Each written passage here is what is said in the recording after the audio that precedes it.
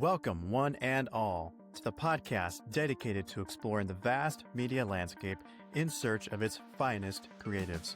I'm Darren, your host. Welcome to Heroes of the Mediascape.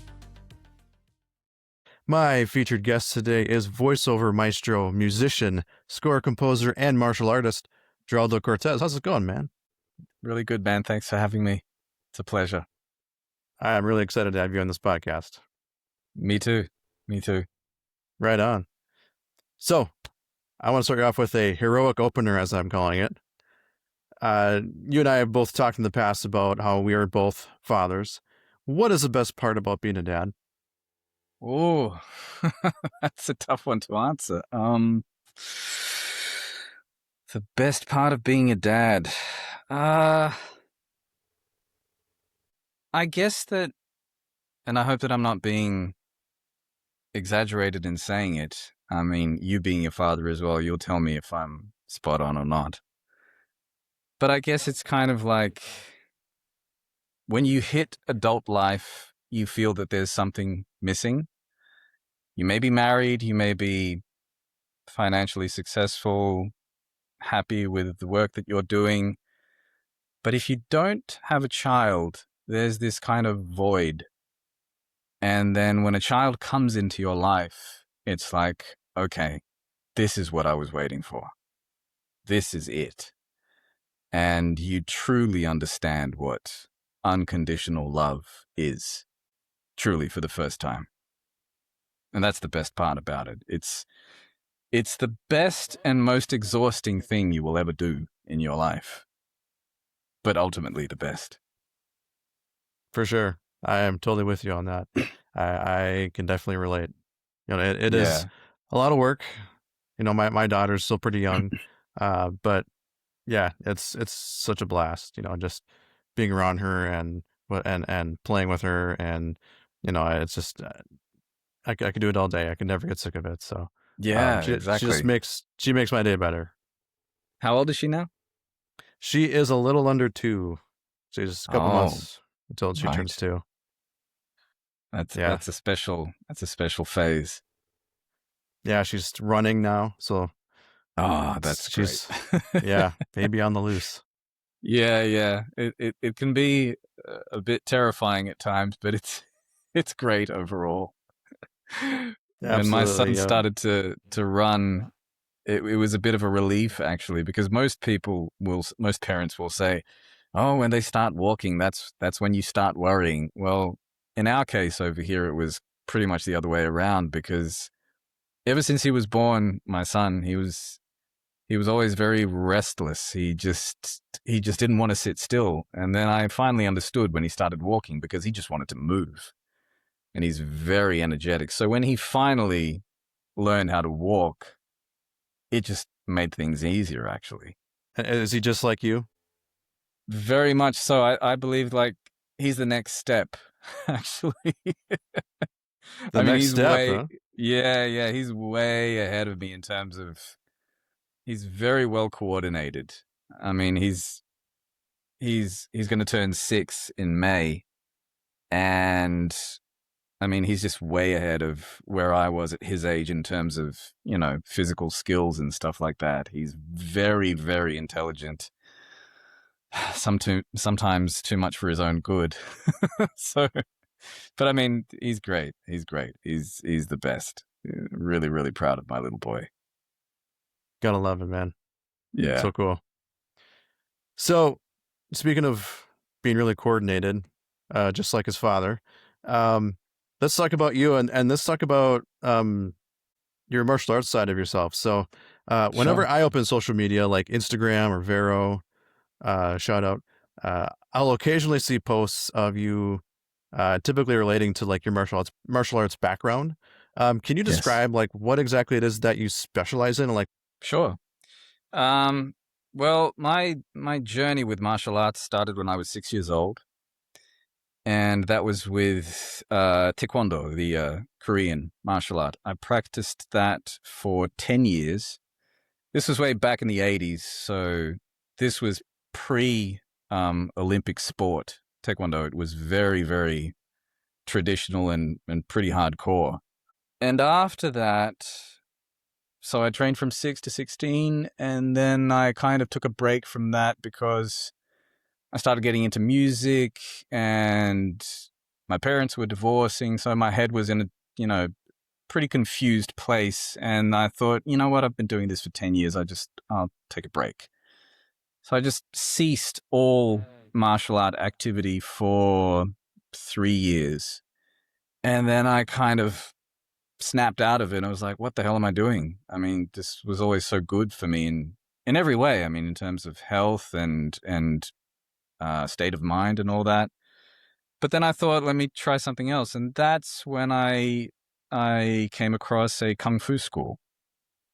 It was a style which is a pretty famous style called Hong Ka. Anyone who's a fan of Hong Kong cinema will know about this style because it's present in all the big Shaw Brother movies. So I trained in that style for, I think, around 9 years.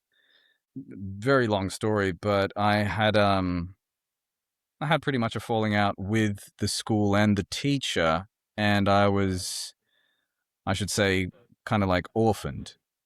But I very fortunately came upon a Chinese, very well-known master here in Brazil by the name of Danny Hu, who teaches a style called Shen She Chuan, which is sacred snake boxing. It's a southern style. It's not one of the most famous styles, but if anyone has ever watched the movie The Snake and Crane Arts of Shaolin, that movie, it's not a very good movie, actually. But it's about the founder of my style, which I have been practicing now for 15 years. And so that's what I specialize in. It is a very traditional Southern Chinese style of Kung Fu. And yeah, absolutely, absolutely love it. Can't get enough of it. And the thing that I really enjoy about martial arts, of course, the physical aspect is great, but what I really enjoy is how much studying you have to do, because I believe that there's this sort of misconception regarding martial arts that it's basically a pairing between learning how to kick ass and Buddhist principles. That's not really it. It's the it's the practice and it's the theory. The theory is the science that is the foundation for the practice. And when people think of it in a philosophical manner, yes, there are philosophical principles that you do learn in Chinese martial arts, but basically the idea is that what you practice in the school has to have servitude for your life. That's when it's meaningful. That's when the power of martial arts in transforming positively one's life really has meaning. Well, I never really thought of it in that way, but it makes a lot of sense to tie it so directly into like your purpose in life, and like Sure. becoming one with it and like who you are. Like that's Yes. amazing. Yeah, yeah. It's. I don't feel too comfortably saying that it's a way of life, but it kind of is. I mean, because sometimes when you say it, it sounds quasi-religious, and that's not really necessarily the case. But it's more about understanding that what you learn in terms of when you are, confronted with an opponent, you're dealing with an adversary, how you behave in that situation, and what are the tools available for you. When you can draw that parallel between that and what you do in your everyday life, be it your personal life, your job, the decisions that you have to make every day, that's when it really means something. It's much more, it's much deeper than learning how to punch and kick and whatever, which is an important aspect of it. But there's this duality in Chinese martial arts that is Wen and Wu. Wen means speech, Wu means martial. The idea is that you need both. You need to be able to intellectually articulate about what you're doing, and you have to be able to do it. So both things are very important. Absolutely. And what advice could you give to people who are looking to start, or looking to, let's say, like they want to learn Chinese kung fu or martial arts? Sure. What advice could you give to them? Well, I don't really, I don't really advocate in terms of what people should choose, but I think the most important thing is to find a discipline that the person relates to, be it kung fu, karate, jiu-jitsu, aikido, you name it. I mean, it really depends on what the person wants to do. Is it about fitness? Is it about health? Is it about spiritual centering? What is it exactly that the person is looking for?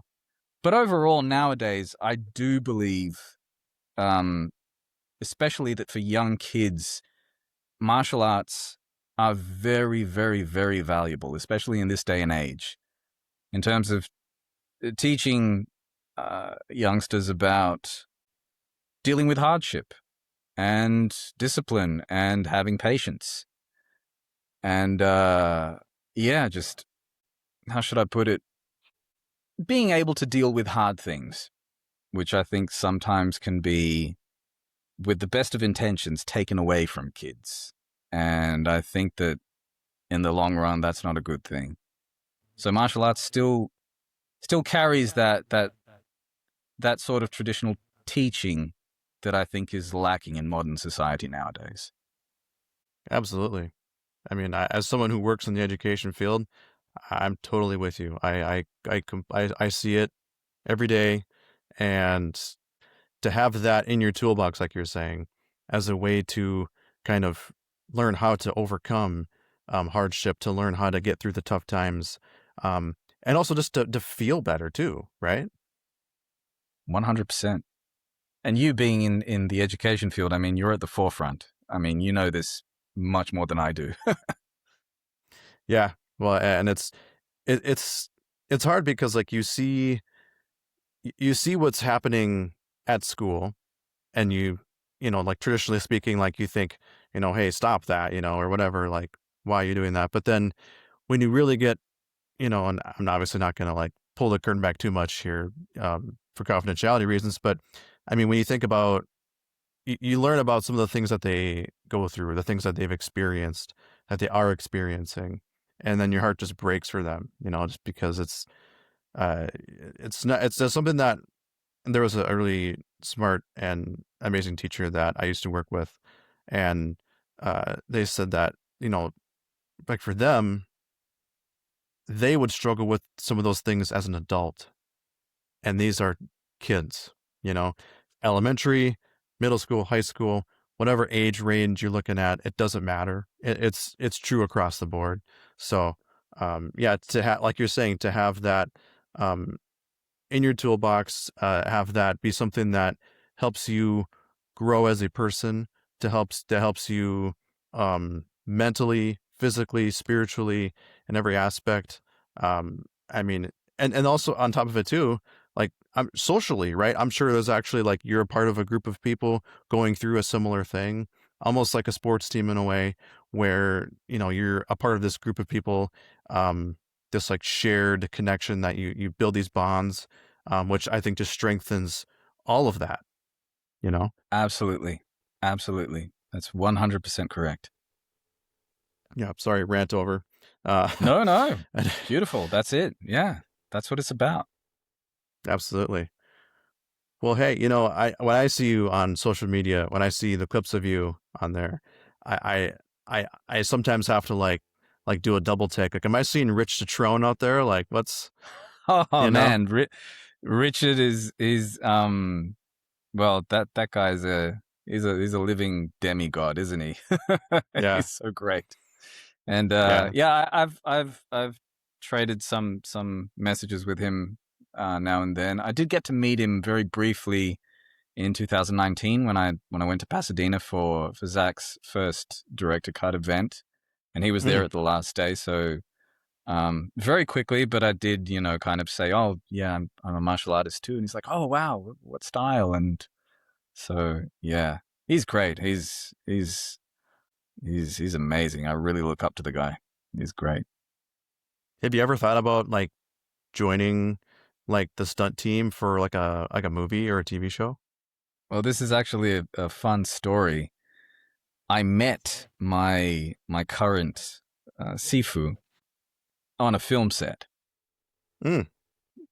So this is the crazy part. Because at the time I was still studying at the other school, when I was studying Hongga.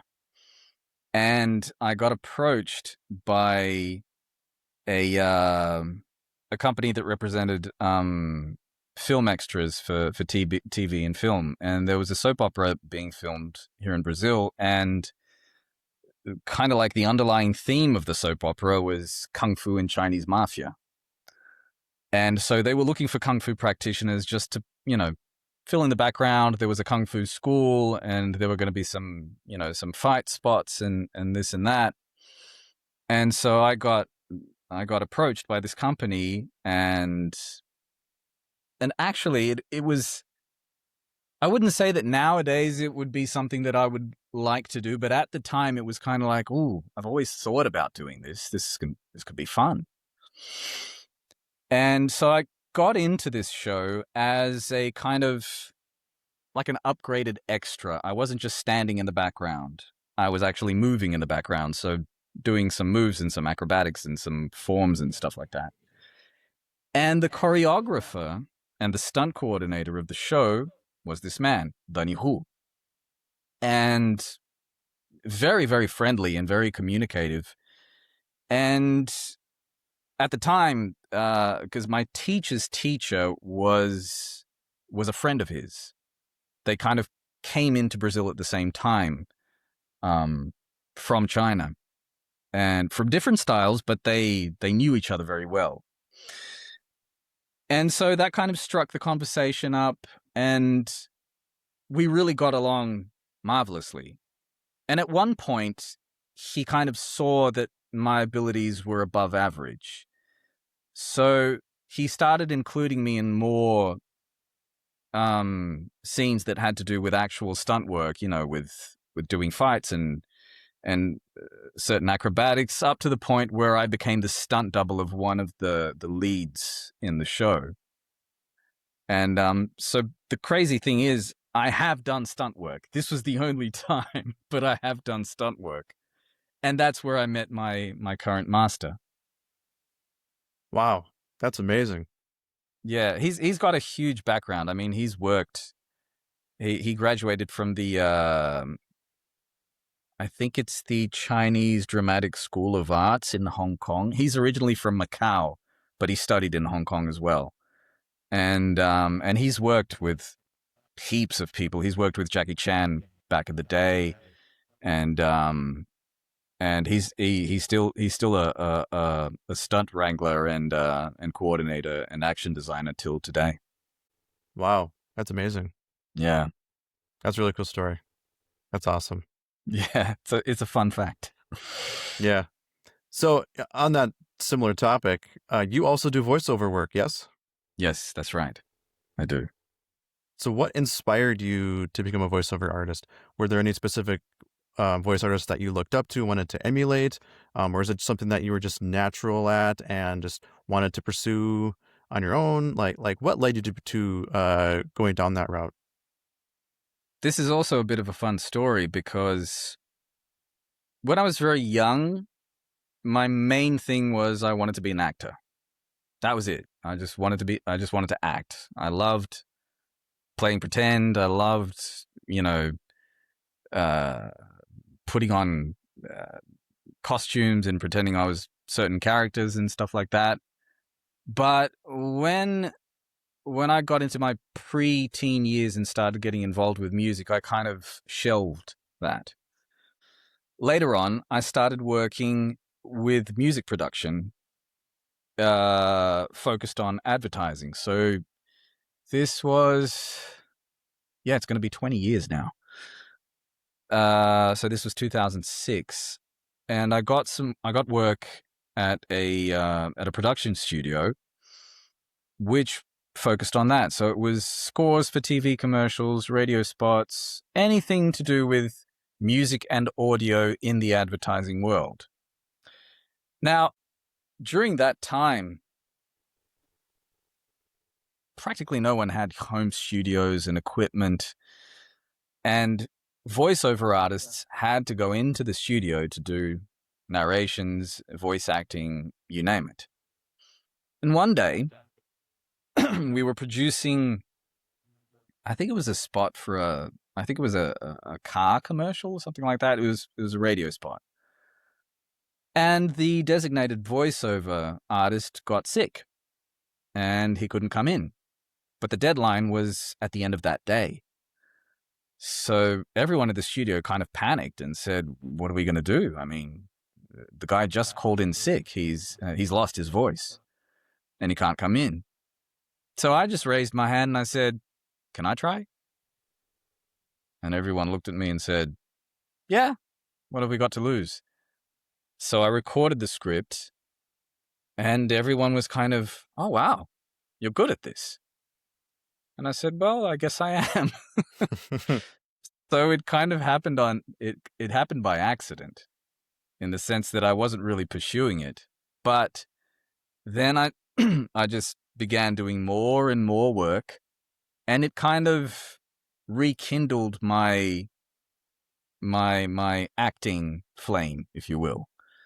And more I started doing more stuff in advertising. And another thing that helped a lot was the fact that I have fluent English. So I started doing a lot of stuff outside of Brazil. And in recent years, I've started to really branch out into the North American market, the European market, and started doing a lot of audiobooks as well. And some dubbing work here and there. I have dubbed one video game character to date, which is cool. What is that, if you don't mind me asking? It's a game called Tainted Grail. It's they call it like if you're into video games, it's kind of like the indie version of Skyrim, the Elder Scrolls.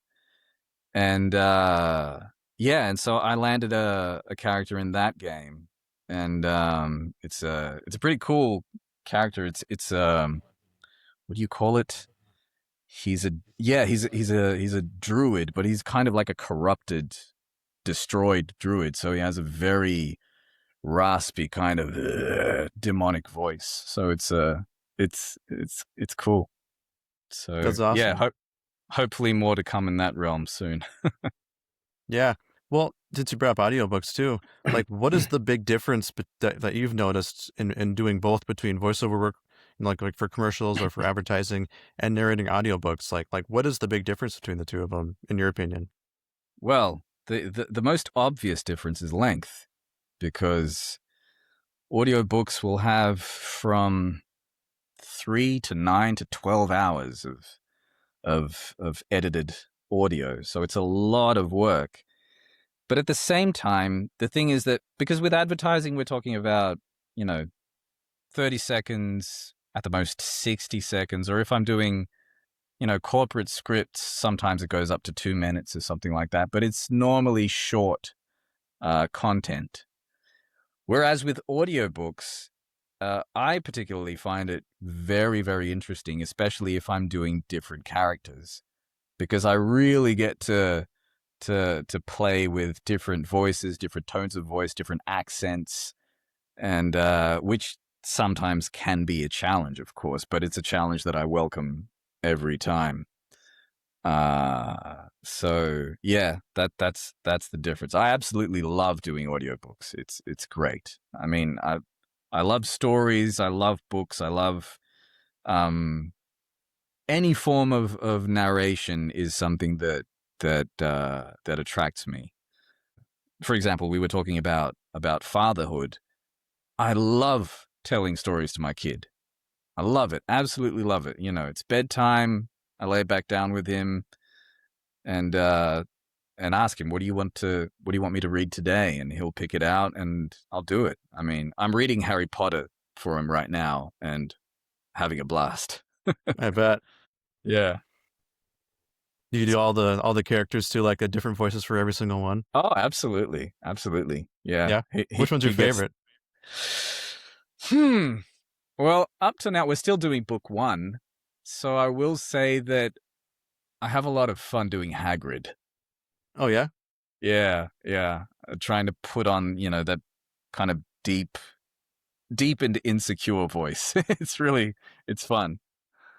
Do you have a preference then for audiobook or like advertising? Personal preference, yes. I do prefer doing audiobook work, but there is also the financial reality where advertising pays a lot more. The thing with doing voice work is that you, especially nowadays, you have to be very versatile. So anything that comes my way that requires voice work, I'm in.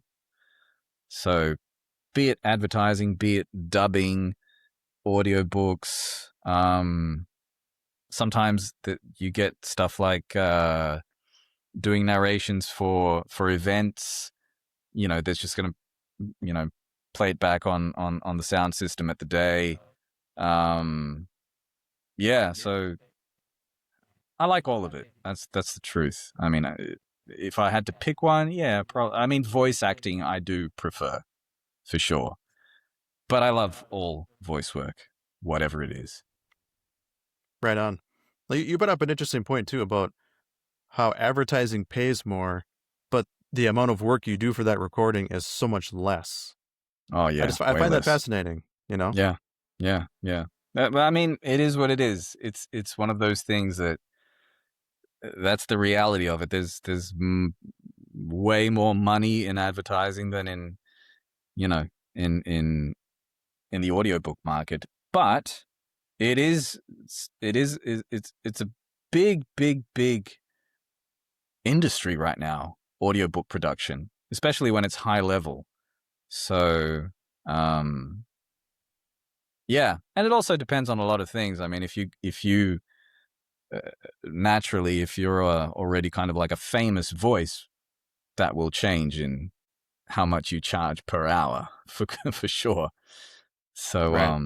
I mean, if you're someone like who you obviously know, Ray Porter, who is like, way up there in the audiobook world, and a tremendous actor and a great voice, and the cool thing is that it's a profession that's getting more and more recognized. Just the other day, I did post about this on my voiceover account on Instagram. It was Joe Rogan had Bradley Cooper on his show, and he spontaneously said that voice actors and voice artists doing audiobooks and having to change their voice and do different characters was a very underrated art form. And they brought up Andy Serkis narrating The Lord of the Rings, which I just found that so great. I mean, I remember just watching the episode on a random weekend, and then all of a sudden it's like, hey, that's what I do. This is so cool. Yeah, exactly. Yeah, and you mentioned Ray Porter. I mean, that's the king. The king. Absolutely. Yeah, The the man king. himself. The man himself. Yeah. Yeah. So, what would you say is your favorite project you've been a part of? Wow. That's a tough one. In terms of voice work? Yeah, and it could be anything. That's a difficult one. It's really tough to choose from so much work. But I will say, I'm not sure if it's my favorite, but it was definitely probably one of the most challenging I've done, and luckily it's pretty recent, so I can remember it. There's this book that I narrated called Magic Bridge. If you throw it down on Audible, you'll find it. And it was a huge challenge because in this specific story, I had to do the main character, which was an American, so standard North American accent. I had to do this other kind of mysterious guy, which had more of a Southern accent. I mean, the directions were to imitate Samuel L. Jackson. So it's a different voice and a different accent. And the main character travels to India and Sri Lanka. So I had to do those accents as well in English. And the funny thing is about when I got this job was that the guy, the author, he sent me the script and I did just one short audition. And he said, "Look, I love your narrating, but there's an issue with accents. Can you do these accents? Can I send you another script so you can audition for these as well?" And I said, "Yep, absolutely. Let me do it." And I did those. And then the kind of third and final phase of the audition was, he said, "Well, there is one more challenge." And I said, "Okay, fine. What is it?" He said, "The main character has an Australian friend." And I said, "Well, aren't you in luck?" Right. And when I told him that I was an Aussie, he said, "Oh, you're kidding." I said, "No, it's true." There you go. Yeah, and it's a fun story. It has a lot to do with religion and mythology, and yeah, it's quite interesting. It's a good book. It's a good book. So I really enjoyed that one. It actually has a pretty epic scale, and because it has to do a lot with, dealing with God and the devil and different religious figures in in India and in the States and all that, and it's really cool. It's really cool. So yeah, if I had to pick one, it would be that one. That's awesome. Very cool. And I also couldn't help but notice that you were the Voicey Awards 2025 winner of the audiobook category on voices.com. That's right. Yeah, that's right. Congratulations. Thank you. Thank you. Yeah, that was a cool one, and it was a surprise as well. I mean, I didn't even know that I was in the running. So Really? it's cool. Yeah, I mean, they pretty much pulled up the stats of the roster of artists that they had there, and I seem to have excelled in that field. So that was good. There you go. Yeah. So I do have a question about audiobooks when you're recording an audiobook. Sure. So when you were going through like page by page, paragraph by paragraph, right? Do you do like the Seth MacFarlane version where you're going back and forth between different characters, like rapid fire, like in real time? Or do you literally go like sentence by sentence, line by line, and just kind of like go through it methodically? Normally, it really depends on the project, but normally what I try to do is that I try to record as close as possible as to what the listener will be hearing in terms of rhythm. So, I mean, if I have to change from one character to the next, I try to just flow into it. If I mess up, I'll do that take again, no problem. Or that sentence or that segment. But I do try to do, like I was, bringing up the example of Andy Serkis doing Lord of the Rings. I mean, he's going from the narrator into Smeagol right after. I'm not comparing myself to him, but whenever I have to change from, the narrator to a certain character, I try to do it naturally and seamlessly without having to stop and, go and, thankfully I do manage to do that. So, yeah, I try to record as naturally as possible, as if I had the book in my hand and were telling the story to someone in front of me. I would say that's probably the best way to do it, right? Well, it's the way that worked best for me because, well, first, there's always a lot of material that you have to go through. So there's not that much time anyway. But even if there were a lot of time, I prefer to do full takes of full chapters, and worst case scenario, it hits the author and they say, "Look, I'd like a reread of this part and this part." And I have gotten, it's pretty rare, but I have gotten revisions where it's like, "I'm really not feeling this chapter. Would you mind doing it again?" I'm like, "Nah, absolutely, sure." And whenever that comes in, they're mostly right. So yeah, it's always good to have some sort of direction, because sometimes you'll just get a book and they tell you, yeah, read away, and you're looking for, directions about, okay, what does this character sound like? What am I supposed to emulate here? Sometimes the book will kind of, it directs you on its own, if that makes any sense, but not all work does. So yeah. Right on. So, do you have any dream project that you'd love to be a part of, or any particular like voice actor that you would love to work with someday? Well, a voice actor I'd love to work with. I mean, we just talked about him, Ray Porter. If I could ever do anything with him, that would be an absolute dream come true. I'm a huge admirer of his. So yeah, in terms of a dream project, I actually do have a dream project, and it's never been done before. At least, I mean, it has been done before, but I think it hasn't been done before officially in English, which is The Never-Ending Story. That's one that I've had my eye on, that one, and nobody's ever, I haven't seen anyone at least get the rights to that book and do an English version, because the original is German. That's a special one. That's one that that would be an absolute delight. Yeah, and it's a throwback title. It's a very popular movie that I think that still resonates with, is still very popular nowadays. Yes, So absolutely. yeah, that'd be a great project. That'd be awesome. Yeah. Who knows? Yeah, Maybe you I'll heard have it to here first. chase after that one by myself. We'll see. Yeah. Now you never know. Yeah. Well, since we're on the topic of audio, you are also an amazing musician.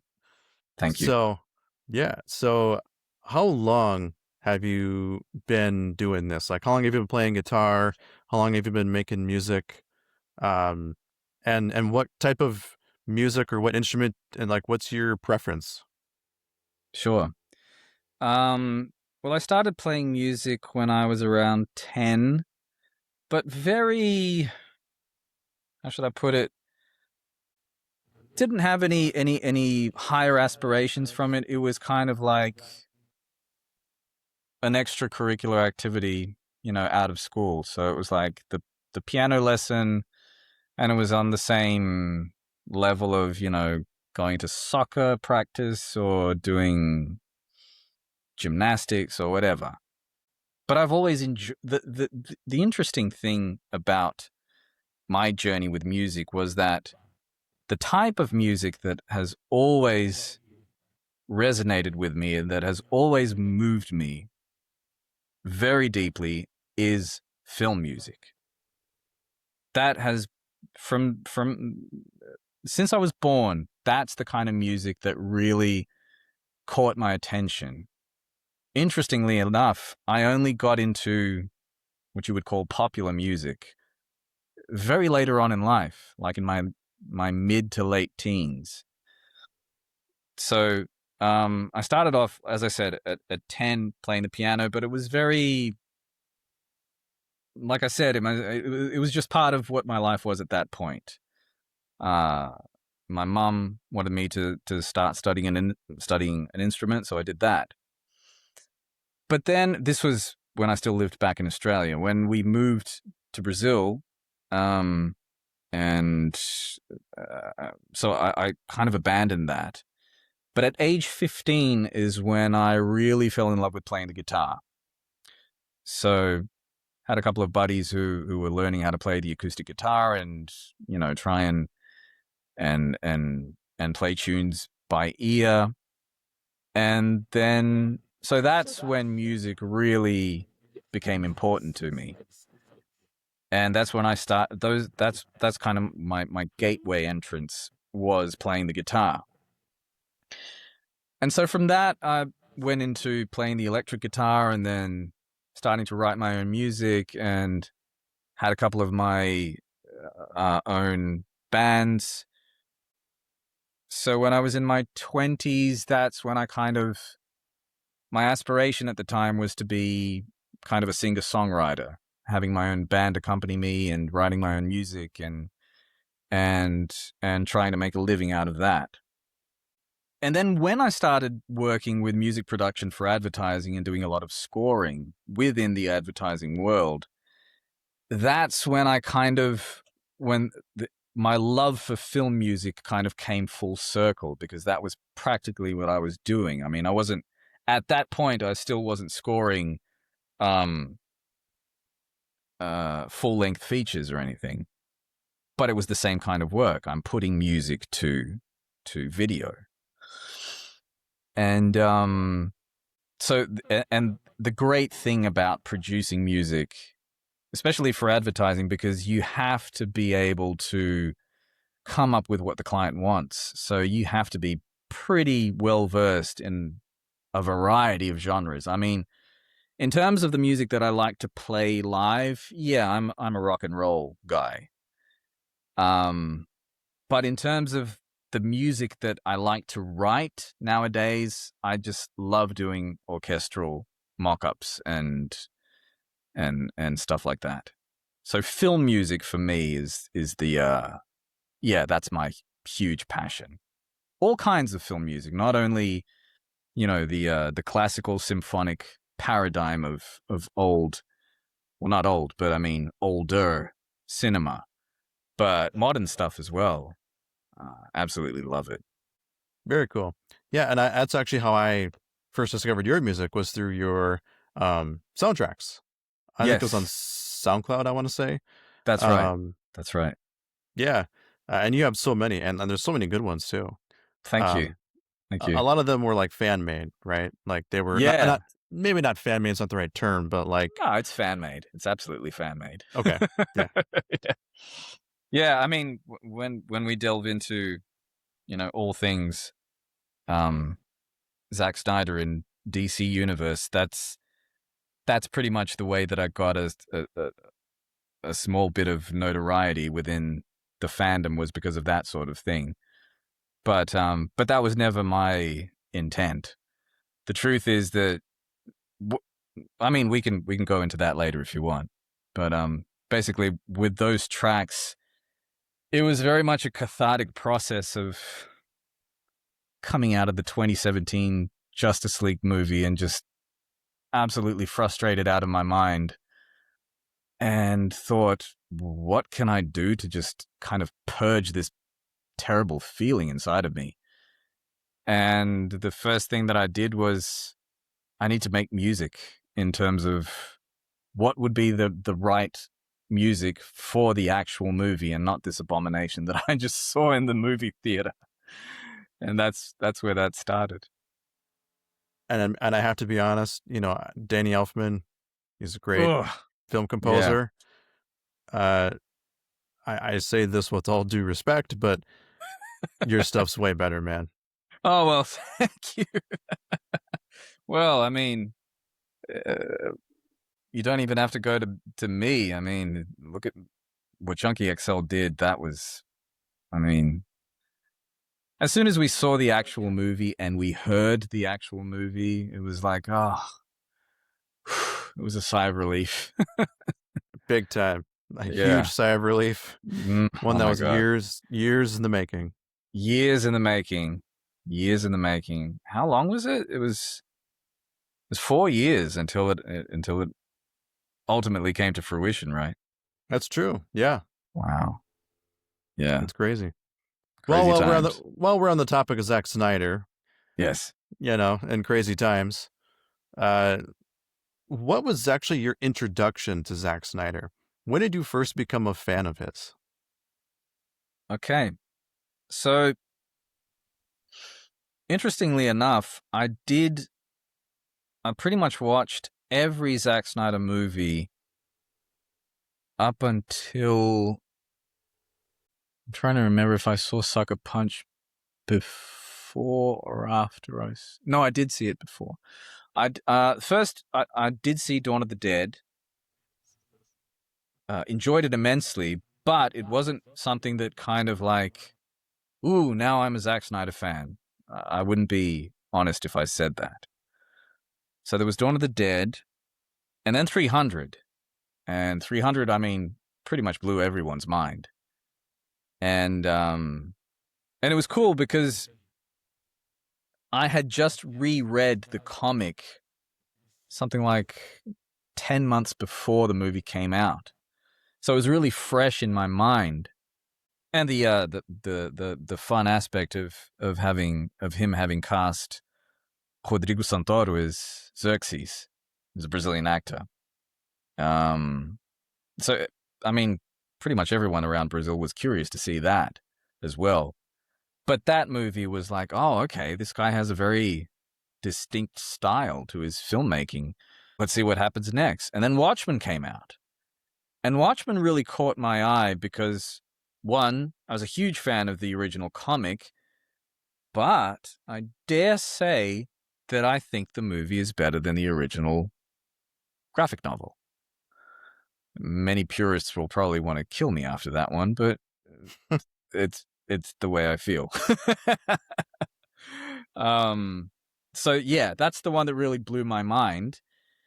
And that's when I became interested in his work. I was like, okay, this is a guy that has his own directorial style. What people call an auteur, I think. And rightly so. Yes, and rightly so.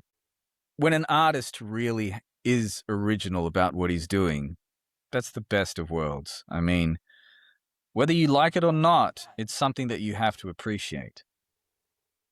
And so I was already a fan of his then, but I still wasn't a diehard fan. In the sense that I could appreciate it, but I wouldn't lose sleep over it. And then Sucker Punch came, thought it was great. And it really, I mean, what should I say? I mean, in terms of his directorial style, it was something that I expected in terms of the color palette, style, everything about it screamed Zack Snyder. And then I heard that Chris Nolan had hired him to do Man of Steel. Now, this one, for me, was very intriguing. Because having seen everything that Zack had done until then, I was like, this is an odd choice. I wasn't expecting that one. And this was a choice that meant a lot to me because Superman is my absolute favorite fictional character of all time. I mean, there are two men that I love in my life, my dad and Superman.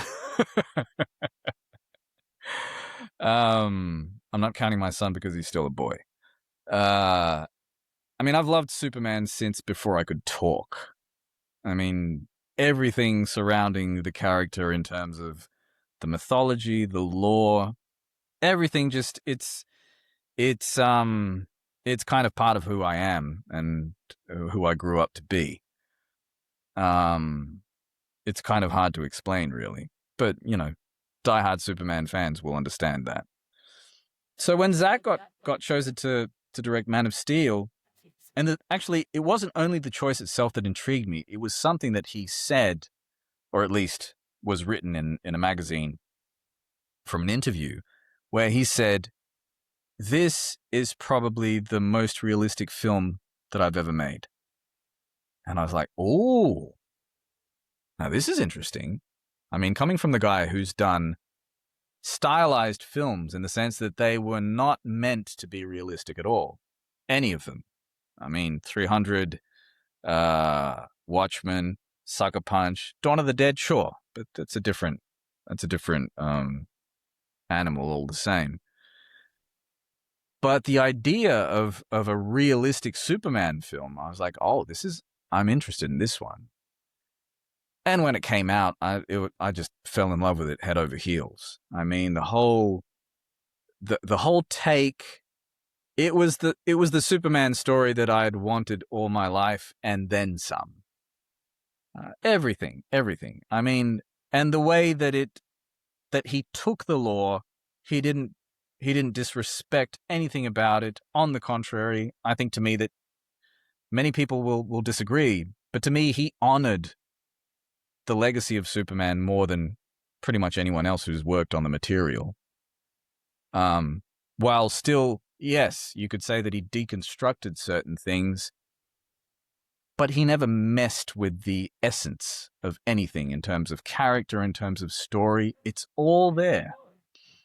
And to me, that's why it's kind of hard for me to distinguish between Man of Steel, BvS, and Justice League, because it's a Superman-centric narrative, and it's the evolution of that. And so if I were to say when I really became a diehard fan was with Man of Steel, for sure. Absolutely. That's amazing. What was your experience like watching it for the first time in the movie theater? How to put that in words? I mean, wow. Well, blew my mind is an understatement. It was just so emotional. I mean, I was just so many scenes where I was just bawling my eyes out, but not because of necessarily emotional, sad scenes, but the fact that I was just so happy that my favorite character and my favorite superhero was getting the treatment he deserved. And the really cool thing, I remember this to this day, that I was watching the movie, and at one point, the movie was so interesting, the story was so interesting, that I forgot for a moment that it was a Superman movie. I was like, wow, this is a really cool sci-fi movie. This is amazing. I mean, this is so gripping. And then all of a sudden Superman shows up. I was like, oh, and it's a Superman movie on top of that. What else could I have asked for? Nothing. And yeah, I mean, just it was kind of like a planetary alignment. I mean, the cast, Zach, everything. It's great. I can't get enough of it. I mean, and the thing that really shows that it stands the test of time. I mean, you take someone like my wife, she's not a diehard fan at all by any measure, but if that movie is ever on and she sits and starts watching it, she will say, wow, I sometimes forget how good this movie is. And I mean, she has no skin in the game, if you'll say. But yeah, so it's really good. Yeah, it's amazing, and it's one of my absolute favorite movies as well.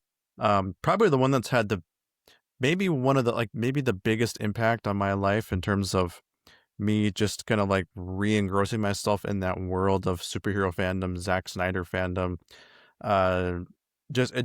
His take on the character just totally blew my mind. Sure.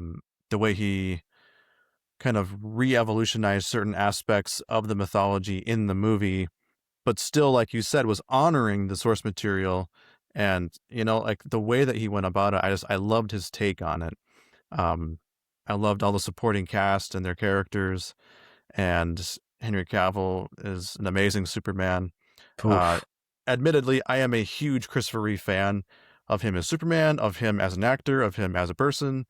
You name it, I'm a huge fan of Christopher Reeve. Same. But that also doesn't mean that I can't still be a huge fan of Henry Cavill's Superman. And I think that kind of gets people kind of lose sight of that, when it comes to that topic. But sure. No, I mean, just to add on to that, I totally agree, because I feel the same. Because it's actually, because if you really think about it, okay, you're talking about two different actors in two different periods of time playing the same character, but is it really the same character? Because the interpretation is very different. And I mean, at least for myself, Christopher Reeve for me as Superman was kind of like, he was a bit of a fatherly figure, if that makes any sense. I mean, I was a kid, he was way older than I was, whereas Henry is younger than I am. So the thing with Henry is that he's more relatable, and the interpretation of him as Superman is more relatable. And the amount of qualities that he managed to garner with his interpretation of Superman, to me, is just, it's genius. Genius is the correct word. Yes. Yeah. So as you're well aware, this month we are celebrating the 10-year anniversary of Batman v Superman: Dawn of Justice, and the 5-year anniversary of the release of Zack Snyder's Justice League, aka the Snyder Cut.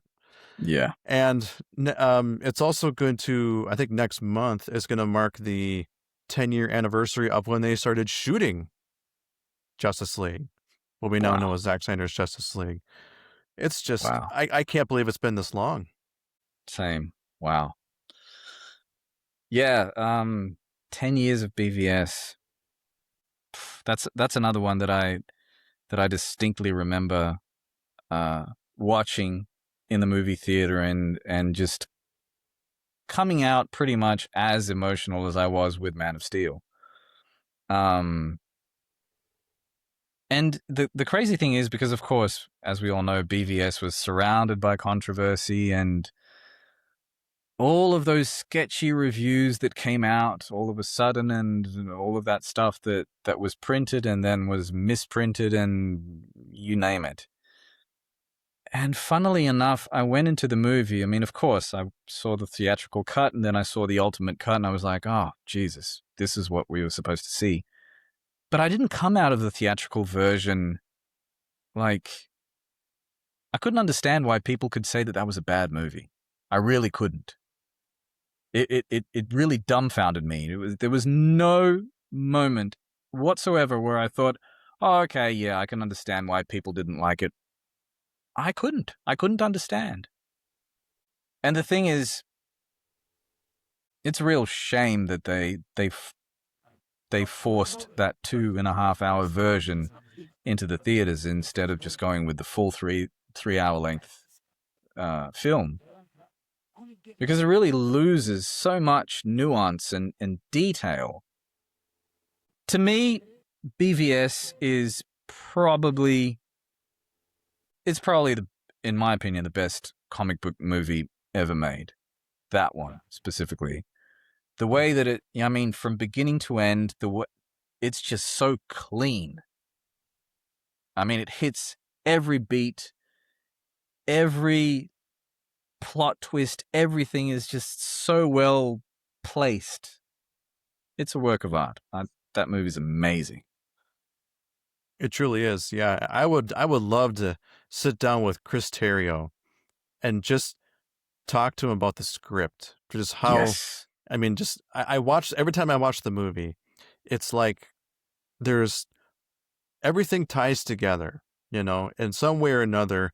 It's such a beautifully crafted story, and just like artistically speaking, it is a masterclass in filmmaking and screenwriting. And I'm sure people are laughing at the fact of me even saying that, but I don't care, because that's just how I feel. Based on everything that's in the movie, it's so deep, it's so complex, but not in a way that is like self-indulgent. It's not in a way that takes away from anything. I mean, yeah, I wish, Henry Cavill's Superman, yeah, he had a very difficult time in that movie. I think it's fair to say, very challenged from everywhere, which is done purposefully, obviously. Yes. But yeah, I think everything happens for a reason. And, you think of everything that happens in that story and how it ties back to certain moments from earlier in the story and even the previous movie, and how it plants seeds at the same time for the next movie and the one after that, while also not taking away from the one that's currently happening. Right. I mean, that in itself is an accomplishment. Absolutely. So it's so well done, masterfully done, and it's absolutely shocking to see just to see people's negative response to it, and not even just like a negative response, like oh I didn't like it. It was like a very extreme, hardcore, a very hard no, at very emotional no for many people, which I was very surprised when I first saw that response to the movie. And obviously to some people that's maybe not changed, but I think over time it kind of has sort of lessened a little bit in how extreme people's views are with that movie in terms of the negativity of it. Well, sure. I mean, I couldn't agree. I couldn't have said it better myself. That's really it. I mean, if I were to comment on anything adding to that, I may be repeating what you just said, but the thing that like you said, it's not just the negative response. It's not just I didn't like it. There was this kind of, dare I say, not very genuine hatred for the movie. That's what I felt. It didn't feel natural. It didn't feel, I mean, people kind of poking fun at the movie. I just couldn't understand it.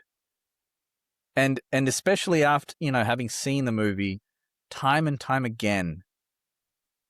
I mean, every sequence is just like, it's like a painting in motion. And the story is just, you see that everyone who worked on that movie really put their heart into it. Everyone, every single department did their absolute best work. And for people to kind of dismiss the movie as they did, I don't know, without going too far down a conspiracy theory rabbit hole, but it just seemed like a lot of it was kind of like paid off, really. I mean, in terms of the reviews, and I mean, they were treating it as if it were some sort of B movie. I remember seeing one specific review and I said, how can the guy who made Man of Steel, which I absolutely love, how can he have made such a flop? And I went into the movie and then I just got even more confused. I said, we didn't see the same movie. I mean, this person who wrote this review didn't see the same movie that I did. It's just not possible. Exactly. And the fact that it stands the test of time, that nowadays so many people are kind of warming up to it that didn't at the time. It just shows how good of a movie it really is. If you think about it, I mean, great pieces of art weren't necessarily popular when they came out. I'm not sure if this is true. I mean, you can fact check me for this later, but I think that when Rhapsody in Blue was first played, that people just walked out of the theater, of the concert hall or whatever. Very possible, yeah.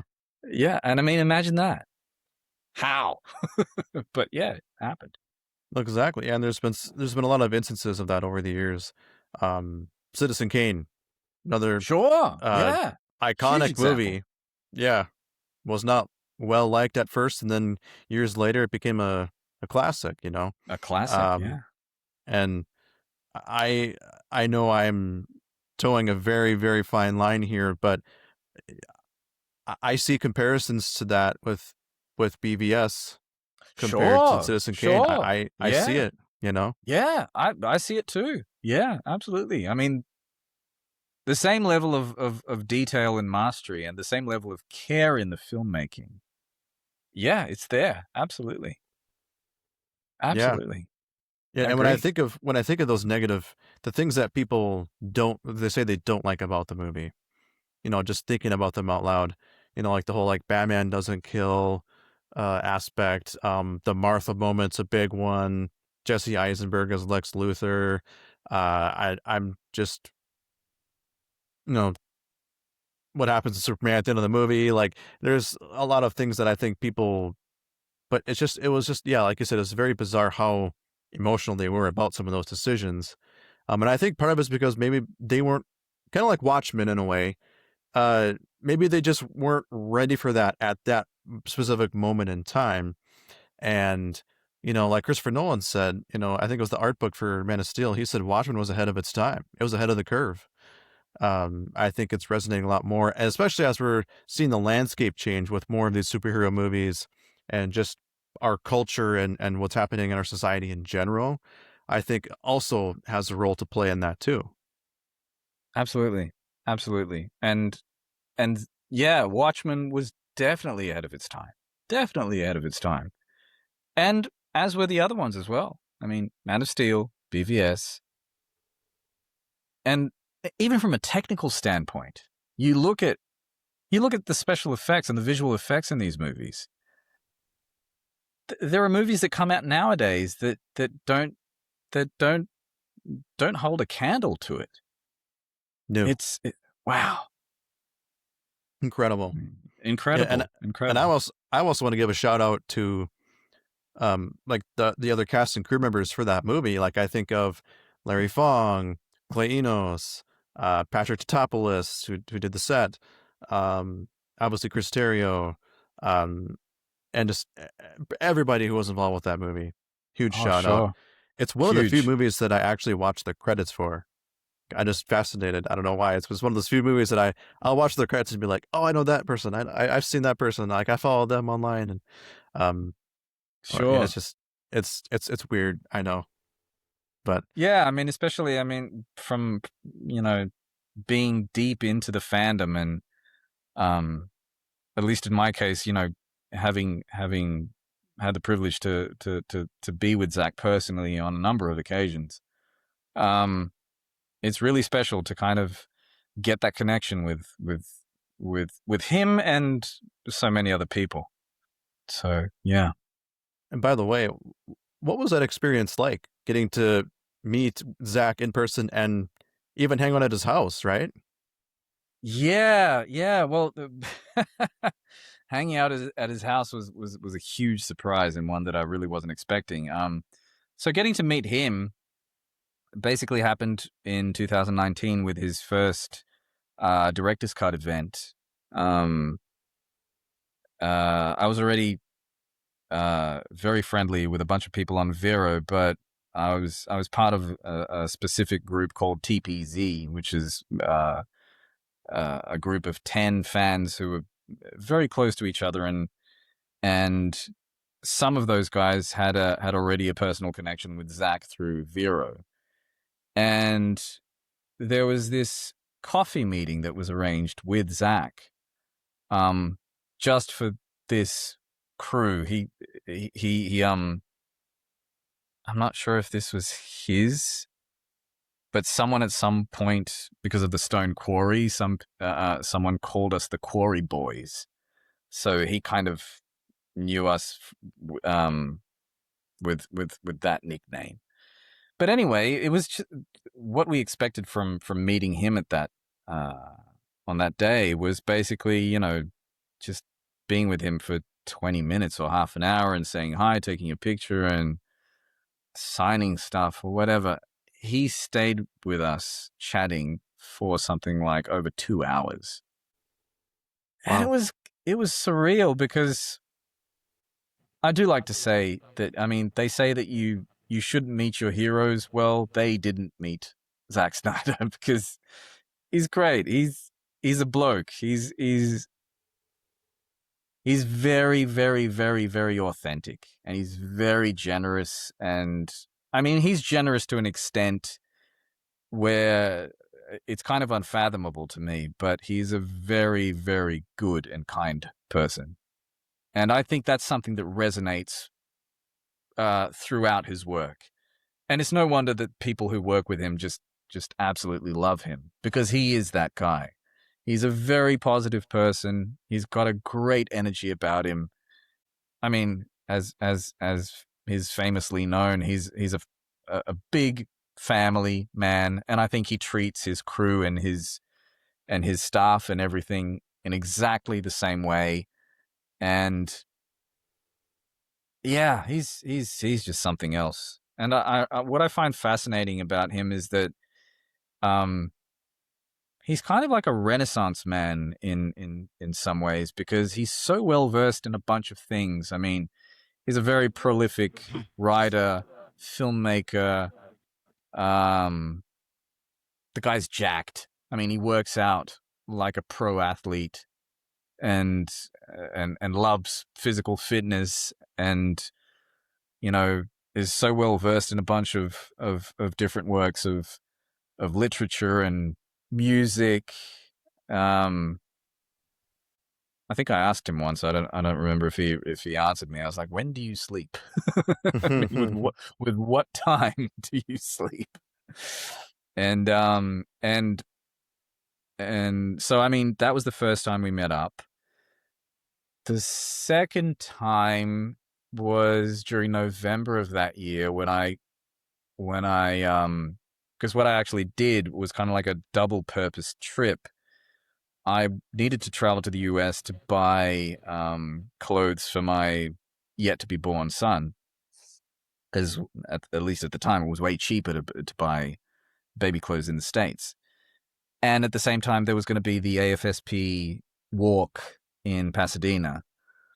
And a bunch of us from the group of TPZ, we arranged to come out again. And so we had another meeting with Zach for coffee.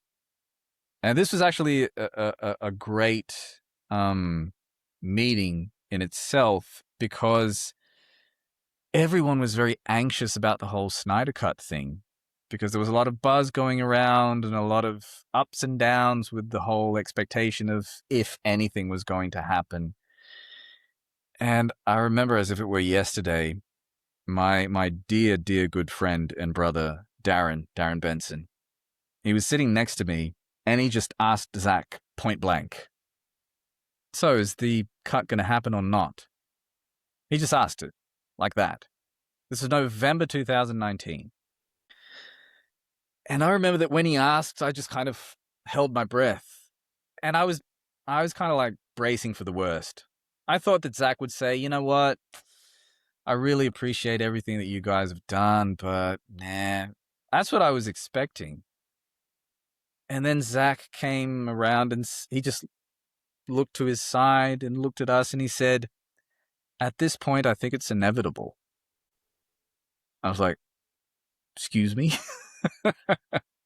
And then he, went into some more details of why he thought it was inevitable at that time, which is a whole other story. But which a couple of weeks later culminated in the whole tweeting of the hashtags and all that, and everyone coming out in support, and that finally going into him heading in to have the talk with the studio. So that was the second time I was with Zach. The third time was again in Pasadena in 2023, which was for his second event, which was for all the DC Universe movies and the screening of Justice League in the Universal City Walk IMAX. Oh, the So that was full circle event. Yes, the full circle event, exactly. So that was the third time I was with him. And then he had already dropped me a hint, because he was doing Rebel Moon at the time. And he said, "I think I might be coming to Brazil later on in the year." And I said, "Sweet. I'd love to see you if you're around." And coincidentally, I was in, because I live in Rio de Janeiro, and he was coming down for this Netflix event in São Paulo, which is fairly close by. And coincidentally, I was in São Paulo with my Sifu, with my Kung Fu Sifu. I was training over the weekend. And he was there as well. So I texted him, and at one point he said, "Come over to the hotel and let's have some coffee." And that's what we did. It was me, him, and Deborah. And so that was really, really nice. And he showed me the trailer for Rebel Moon at the time on his phone, which was a fun experience, because he just pulled his phone and he said, "Hey, take a look at the trailer." And then Deborah promptly kind of looked around to see if anyone was, taking notice of what was going on. And then she looked at Zach and said, "No, you're good." I said, "Okay, fine." So I, I put on his headphones that were his Bluetooth headphones and saw the trailer. It was great. And That's amazing. and then after that was the time when we ended up going to Zach's place, which was not in. I mean, I had no expectation of that at all. I had sent him a message. I said that I was traveling with my wife and my son to California just for a holiday, and that if he would like to meet up, I'd love to see him, love to introduce him to my family. So in my mind, it was like, look, whenever you have, a time slot in your schedule, just name the place and I'll be there. So he sent me this address. I had no idea what it was. I thought it was a coffee shop or something, or a restaurant. I'm not sure. And then as we were arriving, I'm like, oh my God, I think this is his house. And there we were. I mean, the entrance to the stone quarry, and then he showed us to his place. And that was a special day. And you, sir, are a part of that conversation, because when he took us into the living room, I was looking at all his books on the shelf, and I noticed your book, the Snyderverse saga, and I said, "Oh, that's Darren's book. I was just talking to Darren." And I think your daughter had just been born, if memory Oh, serves. sure. Yeah. And I mentioned that to him and said, "Yeah, he's recently become a father." And Zach said, "Oh, that's great." And he just had so many compliments for the book, and said that there's so much covered in that book that he himself did not remember on his own. But anytime he would reference the book, it's like, "Oh yeah, this actually happened. That's right." And it was crazy again, because, I mean, crazy good, because Zach, just so generous. He sent me the address, and then he asked me, "Who's with you?" And I said, "My wife and my 4-year-old son." At the time, 4 years old. And he said, "Okay, sure." And I mean, he took the time to put on this spread for us, this kind of like breakfast. And as soon as he saw my son, truth is, Zach is just a huge kid, and we had just come from Disneyland, and I had bought this little lightsaber for my son. And then Zach says, "Oh, I've got one too," and he pulls out this huge lightsaber and starts having a lightsaber duel in the living room with my boy. And then just went into this room and pulled out a bunch of toys for him, and just started showing me around the quarry and everything. And then had the pleasure of seeing Deborah again, and Wesley, and then he took us down to his he has a movie theater inside the stone quarry, which many people have seen, because that's where he did the commentary for Man of Steel and BvS back in 2020. So it was pretty cool to see the actual place, and he screened a little bit of Star Wars for us, which was fun, because the two of us were just geeking around, making comments about Star Wars, and it was great. It was amazing. It was a real treat. The guy, he's the best. He's the best. Did you get to see the codex when you were there? I didn't see the codex. At least, the truth is, I might have seen it and I didn't register it, because there's so much to see. So much to see. I mean, just going down a hallway and looking to my right, and there's this huge blown up image of Ben Affleck as Batman. I was like, oh my God. And it's that sort of thing happening on and off. And you look down in the corner, and there's a huge blown up image of Jared Leto with the Jesus crown as the Joker. And I'm like, Jesus, this is insane. Yeah. So, yeah, it's crazy. Crazy. I remember specifically about that time. Maybe not that specific time, but um, when a group of y'all went over there to his place because I think it was on the Film Junkie Dave, his YouTube channel. He does these every Friday. He has like the live show, Right, and right. I think Yeah. he had Ohio Dave on there, Sure. That's and he right. was talking about his experience being there, and he said he got to see he saw it by accident, really, but he Ah, said yeah. he went to the bathroom, which is like must be not far from the movie theater in his house, and he said it Right. was just sitting there in the bathroom, and he's like, "Is Wow. this real? Like it's here." Um, Wow. but yeah, that was a pretty cool moment Yeah. I to did hear use. anyway. Yeah, yeah, for sure, for sure. Yeah. Shout out to Dave, another wonderful friend. Um, yeah, I did use a bathroom there, but that it probably wasn't the same one. I would have noticed the codex in the bathroom. Yeah, it'd have been hard to miss, I suppose. Yeah, yeah, for sure. Yeah, that's amazing though, and that's so true. Zach is he sounds like an amazing person. I'd love to meet him one day. Um, Oh yeah, eh, yeah. I'd love for you to meet him as well, and I'm sure that he'd be thrilled as well to right see on. you in person. Yeah. Yeah, well, who knows? Maybe I could write another Snyderverse book or something. Oh. Hmm. Interesting. What do you got? What have you got up your sleeve? To be announced. Oh, okay. I'll tell Love you a little that. bit about it. I'll tell you a little bit about it afterwards. But um, Nice, nice. there Looking forward to that. there may or may not be something in the works. So Awesome. Exciting. right on. Yep.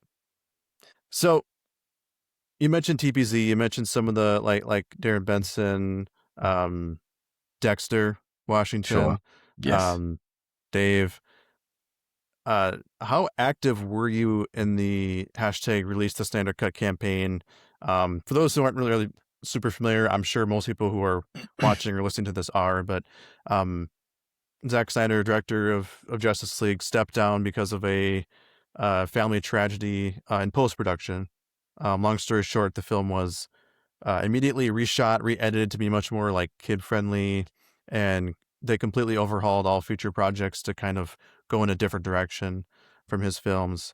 And obviously, when people saw the theatrical version of Justice League in November of 2017, they weren't super happy about it, and hence the hashtag release a standard cut fan campaign began almost immediately and became this huge thing that eventually led to the release of the movie. But how active were you in the campaign itself? Like, were you a part of any of the fundraisers, um, buying the shirts? What were some of the things that you did in terms of contributing or participating in for not maybe not even just trying to raise awareness to get the movie released itself, which obviously we're all huge fans. We wanted to see it, but um, also the aspect of um, raising money for the American Foundation for Suicide Prevention, AFSP. I was extremely active during the whole campaign. I took part in pretty much every single event, every fundraiser, um every t-shirt campaign that was put out. I was a part of whenever I could, you know, I was in all of it, really. And in the end, I think the thing that probably I was, because every single one of those events I was a part of in terms of, you know, tweeting at a certain time or being a part of the t-shirt campaigns and stuff like that. And a lot of that was done by Mick Doyle with the t-shirts and all that, which was really cool because it was a way to get Zach involved with the designs and all that. It was great. As I said, I went to Pasadena for the FSP walk as well. Was a part of that, and close to the announcement, probably the biggest thing that I was a part of, as was the rest of TPZ, was kind of the curating of the posters You remember the poster contest? Yes. Yeah. So, which was very much deservedly so, won by the great Victor Koo. And I do remember that I was the guy that was handing. Um, I spoke to Victor to get his address that I needed to send to Zach, so Zach could get in touch with him. So that's a cool memory. And huge shout out to Victor. He's great. By the way, the poster is right in front of the staircase that leads down to the stone quarry. And when Zach and I were going down that staircase when we were at his place, I said, "Oh, that's Victor's poster," and he said, "Yeah, Victor's great." So yeah, I was a part of all of it. I remember that the day that everyone was on Twitter pretty much the whole day, I was at a friend's place out of town, and I was being kind of antisocial actually, because I was just going into the next room, just tweeting and tweeting and tweeting and tweeting and kind of monitoring the whole thing. And because at that point, yeah, it was all hands on deck. And yeah, that was cool. And I mean, whatever I could do in terms of, with the music that I was making that had to do with the whole Snyder Cut campaign, there was that too. And there's actually a really cool short video that was made by myself, Abdul, also from TPZ, Darren, and this Aussie kid named Soham, who did the video. And what I did is I put the voice to the video. Darren wrote the script. Abdul was kind of in the production of the idea of the video. And in the end, I just mixed my voice with the music, which which is recognizable for some fans because it's the music from the Thin Red Line that was actually the score of the first teaser of Man of Steel at Comic-Con. So it's a pretty full circle thing. Wow. Yeah, and yeah, that was really cool. It was part of that whole Us United thing, which was nice. Yeah, so I mean, pretty much all of it I've been a part of, and very proud to have been a part of. Absolutely. And thank you for everything you've done for raising money for suicide prevention, raising awareness about Zach's version of the movie, um, and just it's really cool also to see like the bonds and the friends that we've made in the process, and people from all over the world, Absolutely. like Sure. you're in Brazil, I am up in the U.S. and northern U.S. in Minnesota, a few hours from the Canadian border. Um, it's from all over, from LA, you name it. It's so cool that, the entire world has become a Justice League. Yes. No pun intended, but No, yeah. But that's exactly it. That's exactly it. And no need to thank me because you're part of it. I mean, thank you as well because you wrote a book, man, and the man himself loves your book. So that speaks volumes. it's a little surreal yet, I have to admit. But, but to quote Christopher Reeve's Superman, hey, we're all part of the same team. Yep. That came to mind as well. Yeah. We're all part of the same team. Good night. Yeah. Great ending to a good movie. Yes. Wonderful. Yeah. That Man of Steel watch party where Henry Cavill's on there with Zach and Deborah. And at the very end, we get the big announcement of Zack Snyder's Right. Justice League. Right. What was that experience like? Well, actually, that one was different for me because I was aware beforehand that it was going to happen. Really? But yeah. But the thing is, that one I unfortunately wasn't too active because number one, my son was born. But on his third day, my son had an episode where he almost died, and we had to rush him back to the hospital. So he was in the ICU for 3 days, and one of those days was the Man of Steel watch party. So yeah, I didn't get to watch that one live. I had to see it later. Well, for justifiable reason, Well, obviously. yeah, the So- most. But thankfully, I mean, everything was fine. It was just a scare. Yeah, it was tough times, middle of the whole lockdown craziness and all that, and having to rush back to the hospital with a 3-day-old baby. And yeah, but luckily it was just a scare and nothing apart from that. But I did know that it was going to happen beforehand because I was speaking to the boys in TPZ, and I'm not sure who it was. It was probably Mick. I'm not too sure. But I think I'm not sure if it was him. I think it was. Who said, yeah, he's going to announce it at the end of the watch party, and apparently Henry is coming on. And I remember that when I read that, I was like, that's not possible. I just couldn't believe it. I just thought it was kind of unimaginable. And lo and behold, they did it. They did it. Yeah. Yeah. Well, and thank goodness your son was okay. Yeah. Yeah, of course.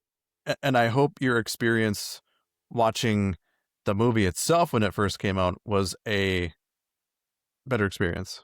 Oh, yeah. Yeah. Yeah. I mean, when the movie came out, and I was privileged enough to get an anticipated screener of it, along with some other people.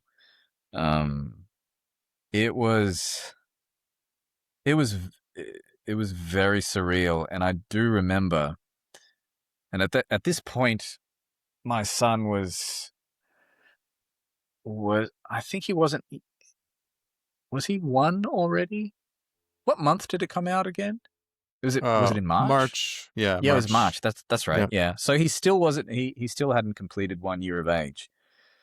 So I do remember that we had just put him to sleep, and I told my wife, I said, "Look, I'm going to have a long night tonight, if you please." And she's like, "Yeah, I know you've been anticipating this thing. Go for it. I'll watch a bit with you, and then I'm going to head to bed." And I said, "Fine."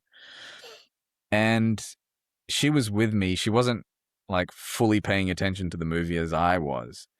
But at one point, I just began to weep and just paused the movie and looked at her, and she was like, "What's wrong with you?" And to me, it was like, this is it. I mean, this is what we've all been waiting for, and it's here, and it's glorious, and it's great. So yeah, very, very, very happy when that finally came out. And Amen. yeah. And the thing that was probably tough to deal with was that after it ended, it's like, when's the next one coming out?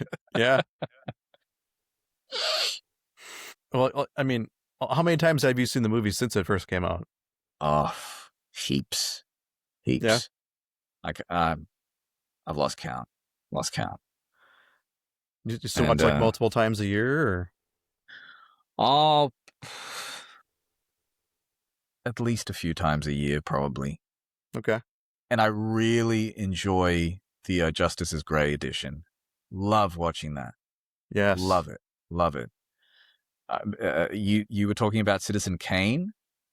There's that kind of feel to it.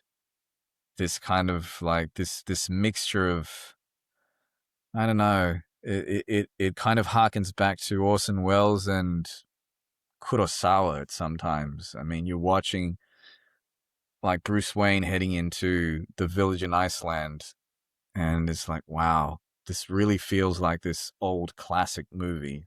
Just the way that everything pans out, it's brilliant. So good, so good. Yeah. Well, like you had mentioned, you get to the end of the movie, and you're like, I want to see more. What is your take on the topic of the hashtag Restore the Snyderverse movement that began after Zack Snyder's Justice League was released. My take. Well, I will say this. I'm definitely not a part of that movement in the way that I was a part of the Release the Snyder Cut movement. Basically because, you know, for pretty much every known reason, what we set out to do was done, right? In terms of getting the movie released, raising awareness for suicide prevention, and ultimately, what I believe was kind of like righting this huge wrong in terms of what happened to Zack, what happened to the movie, all of that. Which to me was kind of the common denominator for me was like, they did him dirty, and I want to be able to be a part of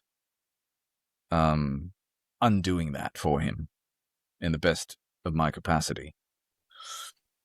Would I love to see the Snyderverse restored? Absolutely. Absolutely. I would absolutely be on board. But at the same time, I invested a lot of time and energy into the whole Release the Snyder Cut thing.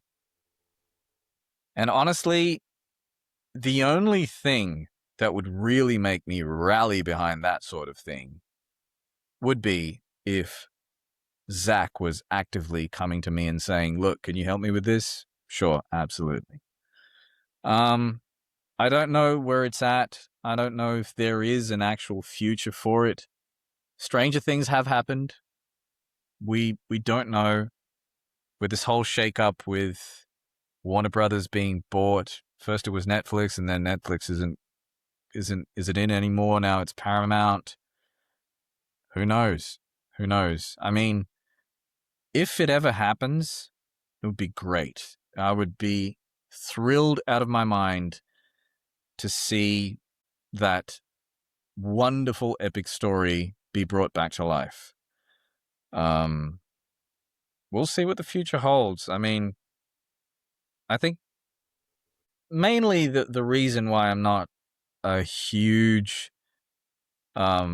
supporter of the whole Restore the Snyderverse thing is because of what I said. What we set out to do, we did. And let's be grateful for what we got, because it's completely unprecedented. Absolutely unprecedented. That sort of thing has never been done before. Which was one of the reasons why so many people believed that it couldn't and wouldn't be done. Yet, it happened. It's funny because, of course, one begins to think, like you said, it's been 10 years since BvS. The cast isn't getting any younger. So how long do we wait for something like that? Having said that, I will say that one of my biggest dreams, I've said this to Zack, but he delved into another similar subject, but I told him to his face, I said, my biggest dream would be for you to take a dig at Kingdom Come with your cast. And he just looked and he said, how about if I do The Dark Knight Returns? Of course. So he just kind of flipped it. And I was like, yeah, sure. I mean, I'd love that. Yeah. So that's something that I would love to see. I mean, an older Henry Cavill, an older Affleck, everyone there, it could work. I mean, absolutely, totally agree. I mean, the way I view it is like you said, it's been quite a while since they have filmed these movies. They're not getting any younger. I think part of what made it somewhat possible before was that the movie was pretty much mostly already shot, and a lot of it was already edited. Exactly. That's right. It was just a matter of touch-ups and releasing it. That's right. the distribution of it, right? Which was a doable thing. It doesn't, like you said, it didn't seem like it at the time for a lot of people because it was just an unprecedented kind of release. Thank heavens we have it. But Yes. I think before the movie was shot, right? It's a totally different thing when you don't have a script for a movie yet, let alone the sets and shooting it and editing it and finding a home for it, whether that's HBO Max or whether that's in movie theaters, IMAX, whatever, right? So it's a totally different ballgame. So it's much more difficult to make that happen. So I had to kind of make peace with the fact that, yeah, the Snyder Cut, Zack Snyder's Justice League was probably the last we would see, at least in live action. How do you feel Yes. about the potential for like a graphic novel or, some people refer to it as the A word, animation? The A word. I'm open to any of it. Any of it. I mean, if it comes out as a graphic novel, I'll be there day one to buy it. If it comes out in animated form, bring it on. I'd love it. Anything that comes out of that specific story, that specific interpretation of this universe of DC characters and DC lore and DC myths, the whole Gods Among Us thing, which was done so well and with such love for the material, I'm game for any of it. So, yeah, I do know that there are a bunch of people who would say, no, if it's not a movie, I don't want it. Look, I'm in no position to choose, first of all. Yeah, And, right. and foremost, I'm a huge supporter of Zack's work. I love the stuff that he does. I really enjoyed Rebel Moon. I really enjoyed Twilight of the Gods. Love Army of the Dead. Not just because I'm a fan of him as an artist, but I'm a fan of the guy. I consider him a friend, and I've told this to him on many occasions that if there's anything that I can do for him, I'll do it. I mean, that to help, whatever it may be. And so, yeah, fundamentally to me, that's what it's about. Yeah, I've always kind of maintained the same idea too, and like the same position of I want what Zack wants. If he wants to do it live action, then I support that. If he wants to do it animation or graphic novel, I support that. If he wants to do his own IP, I support that. So at the end of the day, like that's where I'm at. I would love Sure. more, obviously, but I want what Zack wants, and whatever he Yes. wants to do, I'm game. Yeah. Same. Absolute same over here, man. So just to kind of put a button on that topic, Man of Steel, Batman v Superman, Zack Snyder's Justice League. What would you say is your favorite moment or favorite aspect of each movie? Now that is a tough one to answer. Wow. Sorry, that was a loaded question. Yeah. No kidding. Where do you start, right? Yeah, where to start? That's a tough one. That's a very tough one. I may not be able to give one specific moment, but the thing that I really appreciate is that in each one of those movies, you have kind of an underlying theme. Man of Steel essentially is a movie about fatherhood, if you really think about it. I mean, the whole idea of Kal-El having been born on Krypton, having one father, and then having another father, and dealing with those two relationships. But it is essentially a story about the relationship between a father and a son. And that's really, really, really powerful for me. I'm very, very, very close to my dad, and I've always seen a similarity between myself and my father and Kal-El and Jor-El. Not saying that I think I'm Superman. That's not it. But the admiration for one's father and the respect for one's father, and that's very deeply ingrained in that story. And I do remember that before Man of Steel came out, I did have one concern that thankfully was of no consequence at all. Because one thing that I did love very much about the Christopher Reeve, well, not the movies, but specifically the first and the second movie, Richard Donner's interpretation, was the impact of the relationship between Kal-El and Jor-El. And I was concerned that that wouldn't be as present in Man of Steel. Well, at the end of the day, it's way more present. Not only with Kal-El and Jor-El, but Kal-El and Jonathan Kent. And so in Man of Steel, you have that fatherhood aspect. In BvS, you have the motherhood aspect, right? And Justice League, you have the family aspect. So I think those three themes, they're just so beautifully spread out into the stories. And I think that's the strength of these stories, because if that kind of heart didn't exist in each one of these movies, they probably wouldn't have the same impact. I think agree. this genuine human relationships existing at the core of these stories, that's what makes them so powerful. Yes, powerful, relatable, yet epic at the same time. Yes. Epic at the same time. So there was obviously. Oh, sorry. Go ahead.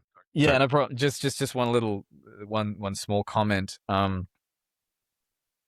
Like we were talking about how, both you and I couldn't really understand the negative backlash to BvS.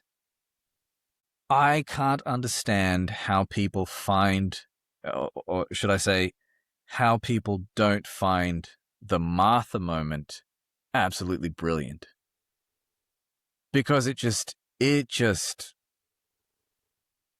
crushed me when I saw that in the movie. And I think it's genius.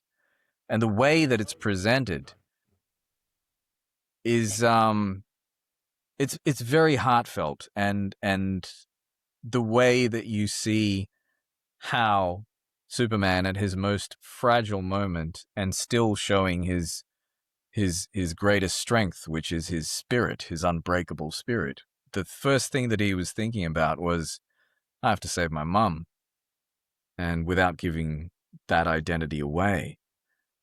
And that flicker of hope just breaks Batman down and goes down to his greatest fear and greatest trauma and brings him back to being a human being.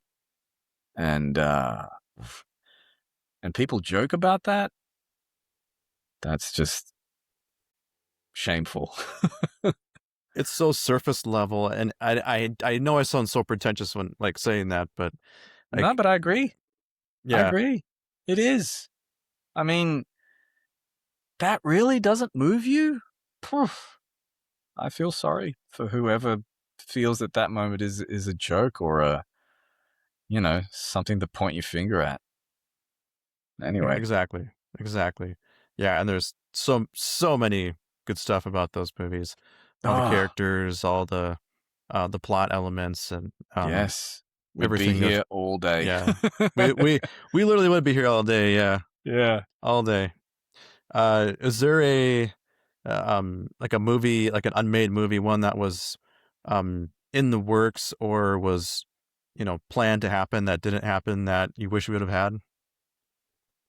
In this universe? Yeah, like in the sure. I don't know how to. I don't even want to say Snyderverse, because the term gets so misrepresented in the media and Sure. online with people Sure. because Sure. they take Snyderverse as like the other movies like The Flash and all the other ones that after And the link fact it to that yeah. yeah No, but I yeah understand what you're saying. The how should we say it? The pure Snyderverse, if you will. pure yeah Well, absolutely. The Batman movie. The Batman movie with Ben and Manganiello as Deathstroke. That one to me, I was just, especially after seeing an interview with Joe talking about the idea of the kind of menace that Deathstroke would be in the movie.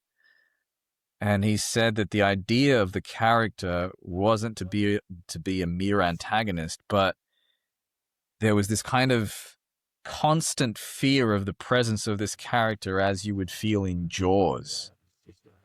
And I thought, wow, that's amazing. And at that point I thought, because this was after Zack Snyder's Justice League, I thought it was a possibility because, I mean, the release was a huge success, and so many people who weren't even a part of the whole Snyder Cut thing were like, oh, this is cool. When is the next one coming out? yeah Because, I mean, you really come out of the movie going, oh, great. I want to see the next one. I want to see Darkseid arrive. And I think Joe said something like that in the script, the idea was that Slade Wilson would kind of like destroy Bruce Wayne's friend and family circle around him to kind of weaken him. And I thought that's an action thriller that I would love to see. And so much so that it made me write a Deathstroke imaginary score just to get it out of my system, because I just really fell in love with the idea. And I thought, look, if it gets made, if it doesn't get made, if I were, you know, if I were to get the privilege to score this is what the music would sound like. And yeah you talk about a script that I would give almost anything or would give so much just to be able to read it, like what was going to wow, happen in the story and no, hearing what it imagine was that. about. That was a missed opportunity, 100%. Huge, Um, huge missed opportunity. and honestly, it was probably one of my favorite chapters that I wrote in my book was the chapter about Ben Affleck's solo Batman movie. Um, Right. kind of what it was going to be about, why it didn't happen. It was a tough chapter to write just because of obviously Ben was going through a very difficult time in his life, and that Yes. played a role in it. Um, there were obviously other factors as well in terms of like obviously they were at that point in time they were kind of moving away from the darker tone. Jeff Johns was involved um, with the project as well, Yeah. and who knows, right? Like stuff that I'm not privy to, but Mm-hmm. um, Sure. that was a tough chapter. The Ray Fisher chapter was the A over E, the A greater than E, Mm-hmm. the Mm-hmm. um, Yeah. Yeah. accountability over entertainment. I wrote a chapter in the book about that. That was a really tough chapter as well, just because like you're walking a fine line too of like of the other side and not wanting to Sure.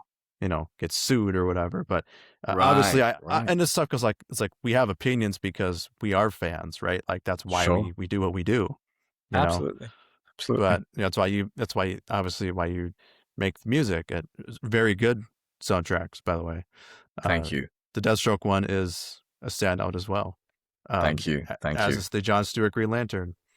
So Right. Thank you. Yeah. Yeah. I like that one as well. Yeah. I think those were the last two that I did. Yeah. Yeah. Those were a lot of fun to make. yeah. Well, and you know what? Um, will the Snyderverse be restored? I guess we'll find out, right? Yeah. In Who time, knows? we'll see. In time, we'll see. You had mentioned that you were on. Let me rephrase that. You mentioned that you got to see the trailer ahead of time for Rebel Moon, I did. Yeah. which is really cool. That's amazing. Yeah. Yeah. So, big fan? Yes. Big fan. Big Yeah. fan. The only thing I will say is that I feel bad that the full versions weren't released beforehand.